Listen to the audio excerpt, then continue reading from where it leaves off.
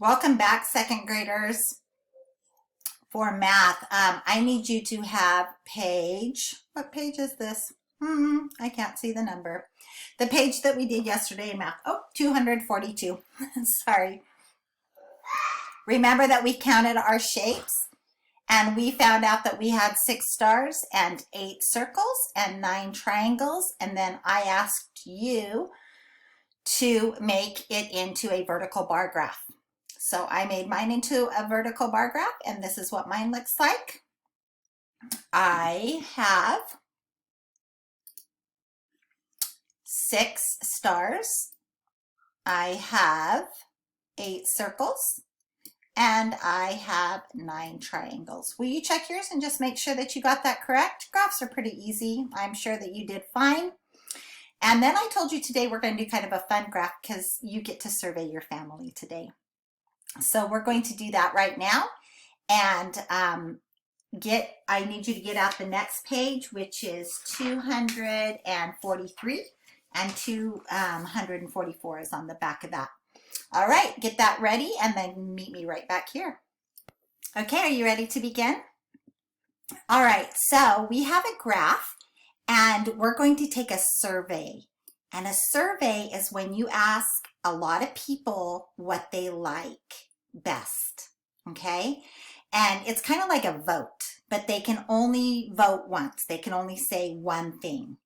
And then you write tally marks to say how many people liked which thing the best, all right? So I've already chosen the category. It's going to be favorite food.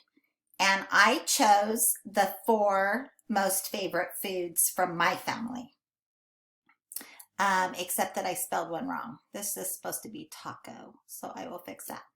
So because we're not doing this at school, I crossed out the word children and I added the word people because you're going to survey the people in your family, okay? And this is the food that I chose that they get to choose from. They get to vote on. Pizza, hamburger, mac and cheese, or taco. So if you got to choose whichever one of those 4 things, you can't say something different, you have to say one of those. But if you got to choose any one of those things for dinner, what would you choose? Okay, so I would choose a hamburger, all right? So I put a little tally mark by hamburger. We're not going to write a number, we're going to write tally marks, okay?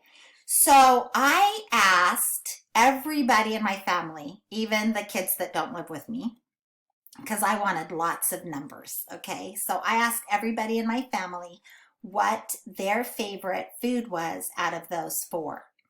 And when you pause this video and come back, you're going to see what my results were.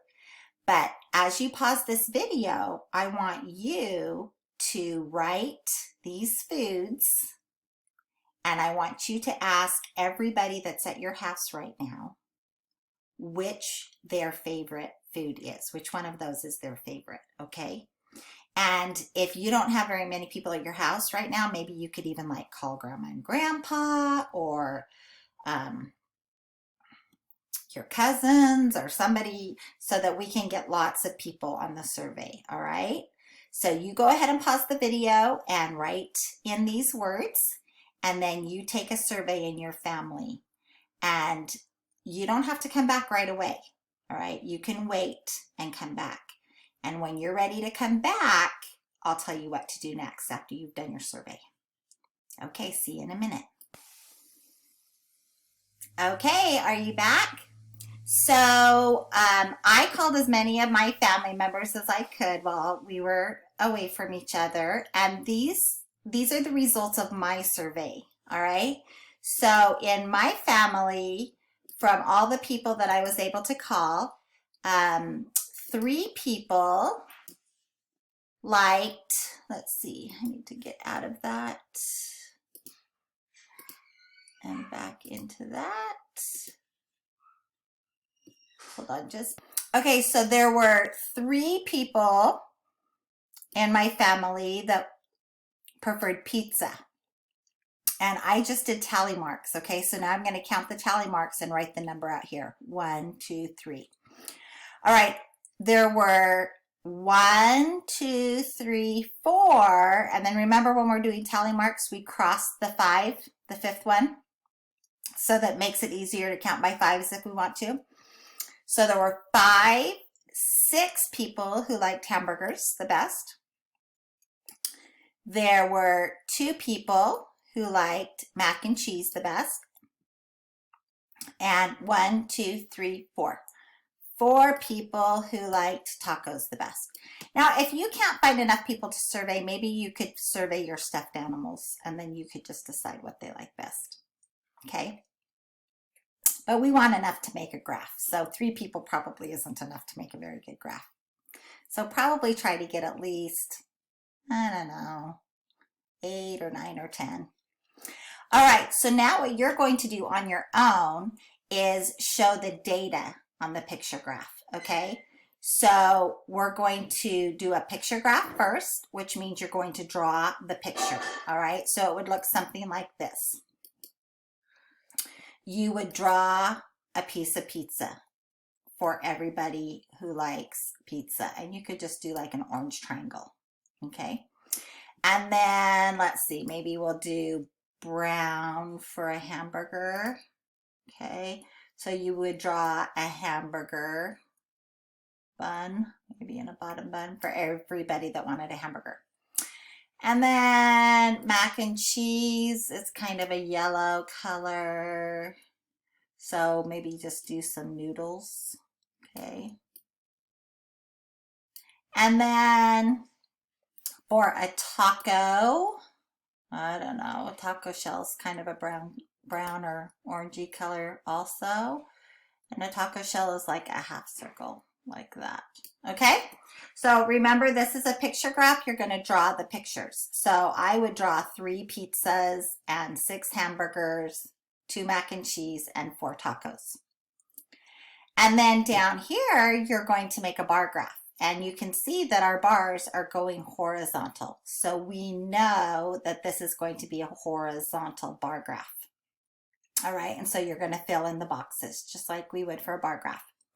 Now down at the bottom, this one's a little tricky and you might need a little bit of help. It says use the data to write a 2-step word problem. Okay, so a 2-step word problem means something like, I surveyed my family to see what their favorite food was. 3 people liked pizza, 4 people liked tacos, 2 people liked mac and cheese, and 6 people liked hamburgers. How many people altogether? Okay, so you could do that and add all these numbers all together. And then the second part of your problem could say something like,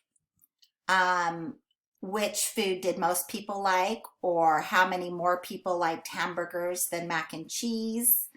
All right, so a 2-step story problem is what you need to do for that. You're going to do all of this on your own today. And then you're going to bring it back on Monday when we meet again. And actually, you know what? Instead, I'd like you to just send me a picture of it. Could you do that? You could either upload your picture right here on Canvas where you type your name. You can just take a picture of it and put it in there. Or your mom or dad can just take a picture with their camera and send it to me. Text it to me, okay? Like you did your butterfly writing. All right, so let's do that. Send me a picture of it when you're done. Okay, let's go to the back side of this page. And on the back, oh, Puzzle Penguin is back. Oh my goodness, I wonder what his problem is this time. Let's see. What's the error? Let's do this one together, okay? Favorite subject and number of children. So 6 children said that reading was their favorite subject. 7 children said that math was their favorite subject. 4 children said science and 4 children said art. Puzzle Penguin made a graph from the table. Okay, let's see what he did wrong.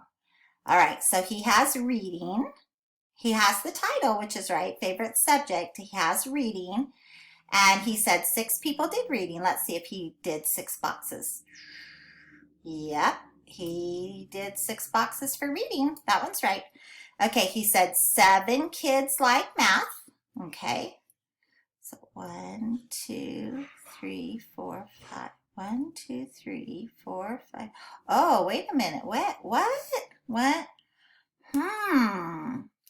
This goes to the number 6, but he only colored 5 boxes. This goes to the number 7, but he only colored 1, 2, 3, 4, 5, 6 boxes. Oh my goodness, he even has me confused. And then this one goes to the number, well, it does go to the number 4, like he said, but he only colored 1, 2, 3 boxes. And again, with art, what happened here? Let's see. What? Oh my goodness. I just figured it out. Did you? Did you figure it out? What number do we always start with when we are doing a graph? Do we start at 1? No, we start at 0 because right here on this line, nothing has been colored in yet.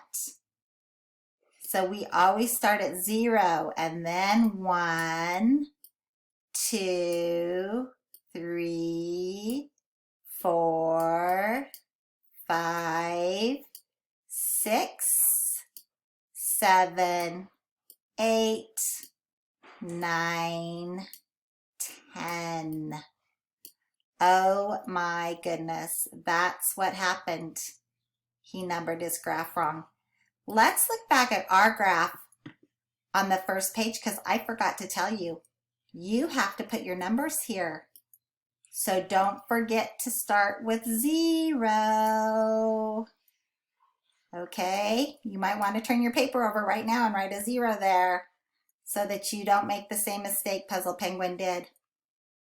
Oh, wow, he was tricky that time. All right, boys and girls, we only have a couple of minutes left, and I want to walk you through one addition and one subtraction problem really quick if we have time. If we run out of time, you're on your own. Okay, so let's look at our addition. We have 6 plus 7.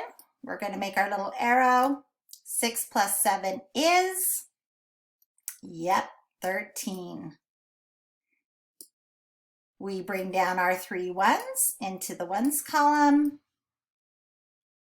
We carry over our 10 into the tens column. We have 7 plus 1 is 8, plus 1 more is 9.